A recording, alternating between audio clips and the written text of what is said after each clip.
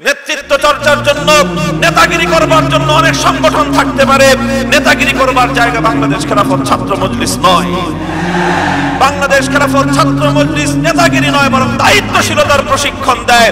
বাংলাদেশ খেলাফত ছাত্র মজলিস তার প্রতিটি সদস্যকে একজন সমাজের দায়িত্বশীল হিসেবে নেতৃত্বের প্রদান করবে, নেতৃত্ব প্রদান করে সমাজকে সংঘবদ্ধ করে সমাজের জাহিলিয়াতকে ভেঙ্গে খান করে জাহিলিয়াতের ভগ্নস্তূপের উপর ইসলাম এবং মানবতার বিজয় পতাকা ওড়াবার দায়িত্বশীল হিসেবে গড়ে তুলবার কারখানা।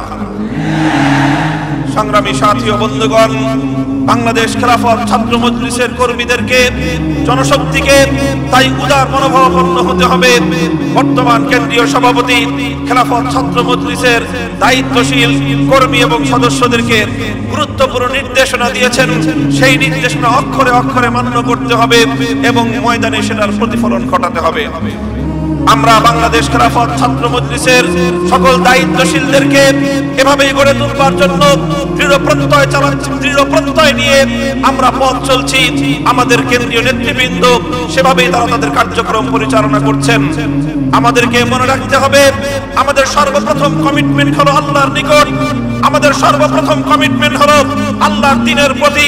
সুতরাং আল্লাহর রুবুবিয়্যতের বিরুদ্ধে যখন কেউ বিদ্রোহ ঘোষণা করবে, ইসলামের বিরুদ্ধে যখনই কোনো জায়গা থেকে ষড়যন্ত্র পরিচালিত হবে, সেই অপশক্তি যত বড় ক্ষমতাধর ব্যক্তি হোক না কেন, যত বড় ক্ষমতাধর পক্ষ হোক না কেন, খেলাফত ছাত্র মজলিস, খেলাফত যুব মজলিসের কর্মীরা আল্লাহর দ্বীনকে এবং আল্লাহর সার্বভৌমত্বকে রক্ষা করবার জন্য কোন রক্তচক্ষুকে পরোয়া করবে না ইনশাআল্লাহ।